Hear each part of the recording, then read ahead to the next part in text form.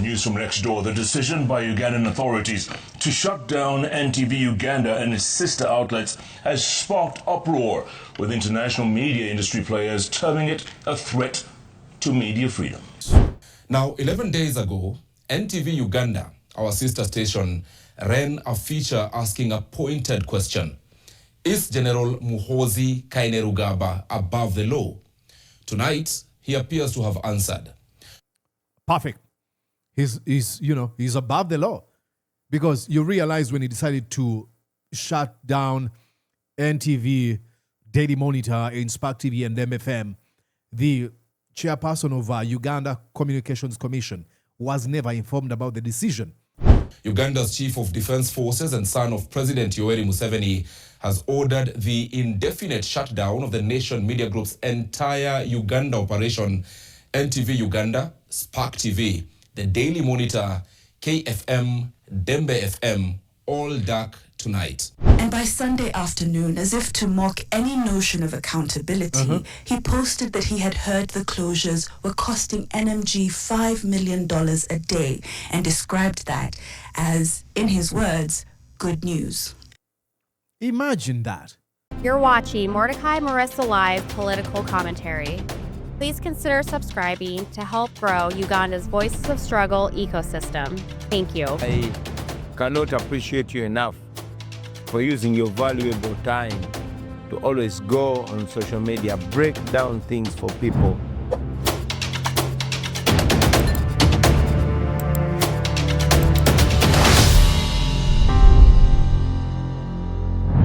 Well, ladies and gentlemen, it looks like Uganda's media blackout is no longer just a Ugandan story. It is becoming a regional one. As NTV Uganda, Spark TV, Daily Monitor, Dembe FM remain off air following the military siege ordered by the commander of Uganda's defense forces, who happens to be Museveni's son, Muhoozi Kainerugaba, born with a silver spoon in his mouth, a true definition of a Napo baby. Fellow nation media outlet NTV Kenya has stepped up in their defense. And now another media house, a very huge broadcaster, Citizen TV, has joined the fight. In their latest English bulletins last evening, both Kenyan stations condemned the shutdown, arguing that the siege on Uganda's leading independent media houses is a direct assault on press freedom and the rule of law. No doubt about that, and that's why I usually want to tell people not to get rid of your emotions of shock and anguish when things like this happen. Do not normalize the lawlessness and impunity. And this is why, these TV or broadcasters are stepping up. Rather than remaining silent, they have brought this story to millions across East Africa, putting Uganda's media crackdown under regional scrutiny. So in this commentary, I examine how Kenyan media houses have become sort of something unexpected voices of Uganda's journalists, and why these shutdown are attracting international attention. And what does this really say about the state of press freedom under the Museveni criminal regime? Let's start here with Jeff Koinange. I love how he talks. And now we begin. I love how he talks. Media there, news from next door. The decision by Ugandan authorities to shut I love it. down NTV Uganda and its sister outlets has sparked uproar, with international media there. News from next door. The decision by Ugandan authorities to shut down NTV Uganda and its sister outlets has sparked uproar, with international media industry players terming it a threat to media freedom.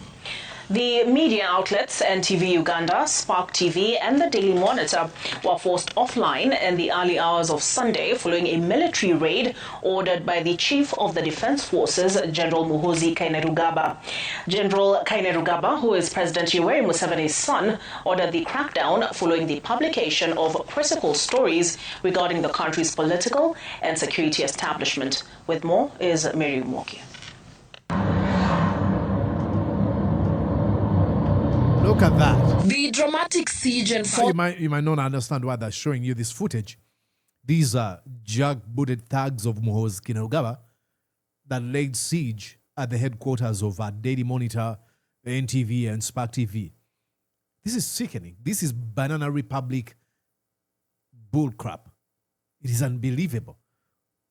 Gun-wielding men not allowing Ugandan people to go and do their job.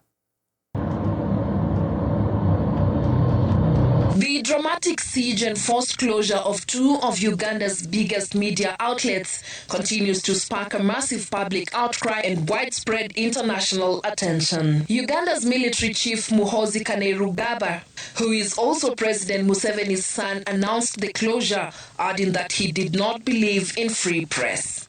On his X account, Muhoozi declared that he has ordered the closure of the nation's biggest private broadcasters, affecting the Daily Nation, NTV Uganda, and Spark TV, adding that they would not reopen without his express permission. The military chief also declared that all future negative stories about Uganda must be cleared by his office. Both the Daily Monitor and NTV Uganda are owned by the Nation Media Group. Opposition figures and human rights groups have condemned the siege, with opposition leader Bobi Wine terming the military operation an escalation of authoritarianism and a heavy blow to independent voices in the country. Uganda's National Association of Broadcasters also says it is closely monitoring the situation, adding that it was deeply concerned about this action. And what does that mean? Oh, who are deeply concerned? What do you mean? The National Association of broadcasters in Uganda. How about you makes a statement by choosing to not to broadcast a thing? We are concerned. Of what difference does it make? After all, how do you show concern? By condemning, we condemn the shutting down of NTV and Daily Monitor. What difference does it make? I think we've got to sometimes close the books of lamentations and open the books of action. And these are kind of times. The National Association of Broadcasters, NAB, as famously known in Uganda, can be concerned when a content broadcaster doesn't reach minimum standards and stuff like that. We show concern, on what was broadcasted on Radio C or Radio B, whatever, or TV, so and so. But when we get to this dictator crap, you should go beyond, we are concerned. What difference does it make? Its impact on the media ecosystem. East Africa Press Council Chairperson David Omoyo called for respect and upholding of media freedom and protection from any form of harassment and intimidation. Omoyo also urged the media to practice restraint and responsibility in its public watchdog role. This is not the first no restraint time that the Nation Media Group stations in Uganda find themselves in the crosshairs of Uganda's government. President Museveni's administration shut down the Daily Monitor for 10 days in 2013, and in 2007, NTV Uganda was taken off air months after its launch, following government criticism of its coverage. Well, look, even that statement coming in from Kenya, we say this, come on, these are dictator thugs. They don't care. We ask you not to escalate. They do not care. But ladies and gentlemen, now let's go and listen to the reporting from, this is NTV Kenya, if I'm right. Yeah, let me show you here. NTV Kenya giving us. Now, 11 days ago, NTV Uganda, our sister station, ran a feature asking a pointed question. Is General Muhoozi Kainerugaba above the law? Tonight, he appears to have answered. Perfect.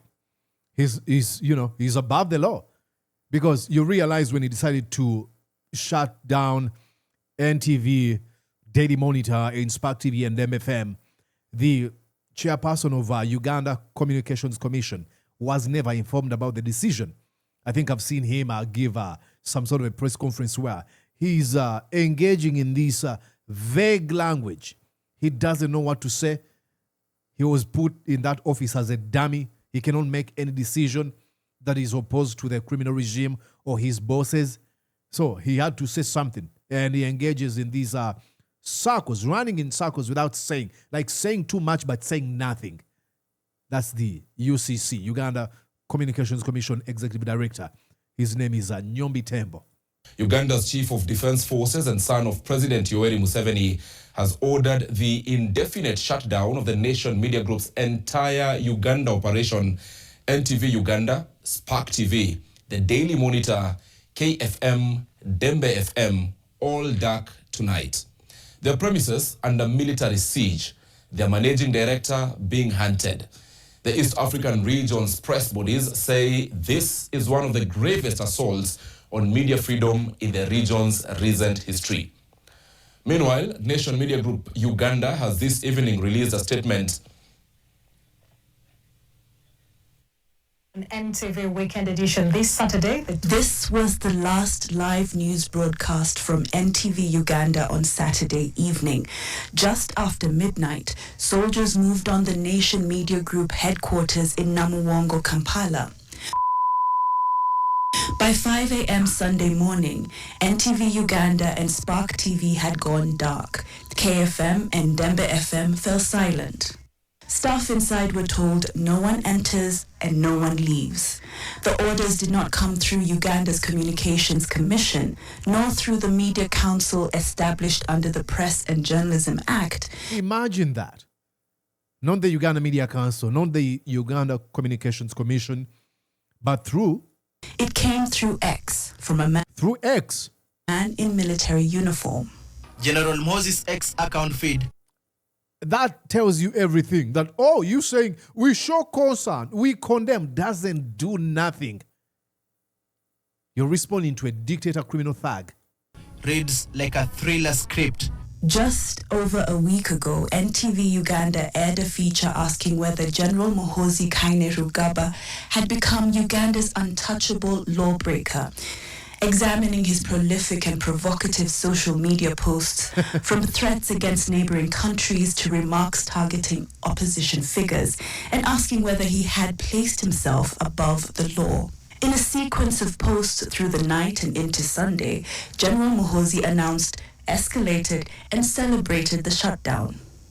At 1:02 Sunday morning, he said NTV and Monitor are being shut down from today. Minutes later, he says both NTV and Monitor will not reopen without my permission. By 9:47 a.m., he was explicit about where he believes his authority originates, writing that he had the power to shut down any media house in Uganda since 2017, a power given to him, in his words, by his father, the president. And by Sunday afternoon, as if to mock any notion of accountability, he posted that he had heard the closures were costing NMG $5 million a day and described that as, in his words, good news. Imagine that. I'm so glad that, NTV Kenya is exposing this sociopath, a psychopath who doesn't care. I've argued here. I'll pause here and say this. I've argued, and I'll say this again. Please make sure that you maintain your emotions of shock, of anguish, of outrage. Because what these criminal thugs, these dictators usually want you to do is to normalize lawlessness, to desensitize you. Not that will take away the heart, but to have it like in your subconscious mind, that anything you do, something that is opposed, even in the slightest, to their agenda, they'll come after you. Now, they might not come after you directly, but regardless, you should maintain the level of shock. Because if you just look at what has just happened as an abstract, what has happened to NTV, these are lives of people that are being broken. These are careers that are being eviscerated. These are extremely toxic and dangerous precedents being set in the history of Uganda and by extension, Africa and the entire world. You just cannot look at it and be like, oh, that's normal. No, it is not. Do not normalize this at all. Violence like this causes human suffering. And the only way we can be in position to fight is when we maintain an emotion called empathy. Because empathy helps us to recognize that victims are individuals, that victims are families, that victims are aspirations, that victims are rights, that victims are not just mere statistics, They're not just mere abstractions. Victims are people. It could be you. So do not just look at it and be like, oh, that's normal. Okay, it's Muhoozi again. No, maintain that shock. Maintain that anger. Maintain that anguish. And don't use it for all the bad reasons. No. Use all those emotions to inspire you to go after, to fight this lawlessness and impunity. But what does the law actually say? Uganda's own constitution is ambiguous. Article 29(1)(a) explicitly states that every person shall have the right to freedom of speech and expression, which shall include freedom of the press and other media. Now, ladies and gentlemen, I will take you to some commentary that has been done by that man. Again, he's a guy of NTV Kenya Weekend Edition. He was here explaining the role of media or the role of the press. Listen to what this wonderful commentary. The growing hostilities by governments in East Africa towards the media is uncalled for. I don't want to call it the growing. This is the ongoing. There's no such a thing as press rights in Rwanda. Are you kidding me? Press rights in a Democratic Republic of Congo? Press rights. This is the continuation of the deterioration of press rights in Uganda, in Kenya, in maybe Kenya, you can argue they have a semblance of press rights. But in Rwanda or in South Sudan, are you kidding me? The media have a clear mandate as a society's watchdog. They are expected to act in the public interest, independently scrutinizing those in power, exposing corruption, and holding the various institutions accountable. Yep. This is a fundamental function of the media that prevents abuses and ensures transparency. The media are, of course, not above the law, and this is why the continuing attacks on media are quite disturbing. As they watch others, the media must also operate within the law at all times. The media's role includes highlighting breaches of public trust and engaging in investigative reporting to expose social and constitutional abuses. They do so by providing reliable, fact-based information that enables citizens to make rational decisions and fosters active civic participation in governance. But if they fail to live up to what is expected of them, there is regulatory oversight. The Media Council of Kenya is mandated to enforce, like we have the UCC in Uganda, accountability to boost professionalism and enable unhindered access to information on crucial issues and events. President William Ruto's blunt onslaught on the Standard Group appears to be the extension of a feud he probably has with one of the owners of the media house. One of the owners, Museveni, has it with any media house that is opposed to his grotesque, malevolent agenda. Now let's go here to where they comment about Muhoozi. Rightly been denounced by some opposition politicians and human rights organizations as an affront to the constitutional freedoms of the media. It is also a contradiction of the president's past assurances to protect and uphold press freedom and media independence. Interestingly, the onslaught against media freedoms is also happening elsewhere in East Africa. Uganda's military has ordered the closure of 2 independent TV stations, newspapers, and radio stations. Armed soldiers have surrounded the Monitor newspaper headquarters in Kampala after both NTV Uganda and Spark TV were switched off the air. This disturbing development is a source of concern to the East African Press Councils, that is EACPC, which has called for a de-escalation of the hostility and mounting exchanges between the media and governments in the region. Called for de-escalation, like Muhoozi cares about that. The regional organization has warned that the continued attacks on the media could erode the gains that have been made over the years in nurturing free, responsible, and accountable media. Probably in Kenya, not in Uganda. We've not seen that nurturing. Such actions should not occur in countries that have claimed to have committed themselves to upholding the rule of law. And that's not Uganda. That's not...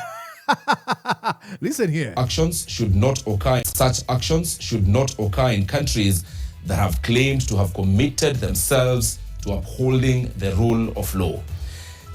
Museveni has never committed to uphold the rule of law. Zero. He has no respect to morals, ethics, and the law. He's a thug. The APC says the heightened public intimidation and profiling of the media and journalists by those wielding state power is unnecessarily creating fear and fueling self-censorship, blunting the ability of the journalists to do their work to the best of their abilities. They warn that this apparently coordinated intimidation is forcing reporters into fear, promoting self-censorship, and severely restricting the public's right to information. Because you know what? Water is wet and the sky is blue. Yeah, that's why they do that. Laying siege at Daily Monitor headquarters, that's what they're trying to do, to instill fear, to create that self-censorship in these folks who work in these media houses. Yeah. The heavy-handed crackdowns on the media in East Africa should be strongly denounced as they represent a severe assault on the people's democratic rights. These actions are indeed a severe assault on democratic rights that calls for unequivocal denunciation by not just civil rights activists, but also ordinary citizens. The silencing of independent voices and enforcing blackouts directly undermines transparency, accountability, and the constitutional foundations of a free society. This should be roundly condemned. Exactly. Thank you so much, guys. Thank you so much, NTV Kenya. And I would argue that unequivocal denunciation is the first step. We should go a little further. Is there a way we can coordinate, where in these kind of situations we can speak with one voice and take one action? Because these dictators are pretty much gotten used to our condemnation and denunciations. We can go a little further. And look, I'm not downplaying or reducing the actions of our denunciation, because look, that's what I do here. Mordecai Mulisa, I do condemnation. I do the denunciation of Museveni's lawlessness and impunity. But I believe that at one time I should engage in the mobilization, in the organizing, and in marching and protesting. I can stop at this. And I'm not saying, like I said, I'm not dunking on what I'm doing, but we have to go a little further. So I'm not sending you to do what I'm not doing. I'm self-examining myself as well. But I'm so glad that Kenya are waking up to this. Not actually waking up. They've been doing this. I should say this if you're watching from Kenya. You should be as actively interested in Uganda's politics like you are a Ugandan. Because there's a cancerous virus that is spreading across East Africa. It's been spreading for decades. It is called Museveni and Museveni's dictatorship. If you realize all countries in East Africa are pretty much influenced or have a Museveni hand in their politics and current affairs. You start with Rwanda, where this man, a Ugandan by birth, is president there. After they won a war in Uganda in 1986, Museveni helps him or installs him as president of Rwanda. Then you go to Tanzania. You saw what happened when Samia Suluhu unleashed wrath onto her own citizens. Then go to South Sudan. Are you kidding me? Museveni is part and parcel of the turmoil in South Sudan. Look at the chaos in the Democratic Republic of Congo. And so many other countries in Burundi. Probably the president of Burundi almost worships Museveni. We have to defeat Museveni and eviscerate Muhoozi Kainerugaba and open a new chapter in as far as leadership and governance is concerned in East Africa. It has been done before. There were the Tanzanian folks headed by Julius Kambarage Nyerere, who helped us defeat the tyranny of Idi Amin Dada. It was John Gideon Okello, a Ugandan, who led the independence of the majority folks in Zanzibar, who were being led by the minority group, Arab group. We have been doing this. Kenya and Tanzania in the past, there were safe havens for folks who are running away from dictatorship in Uganda. So we have to work together, because in the end, what affects one indirectly affects us and probably ends up directly affecting us. So thank you so much, Kenya. We move forward together. What's that saying? Upward, onward, together. I thought you'd enjoy this. Let me know what you think. And please consider subscribing. Don't just watch. Consider subscribing. Hit the like, follow, and share button. And I immensely appreciate it. Bye-bye for now. Did you enjoy what you just watched? I'm sure they did. I'm going to guess that you did. How about you consider subscribing to Mordecai Marissa Live YouTube channel? Thank you.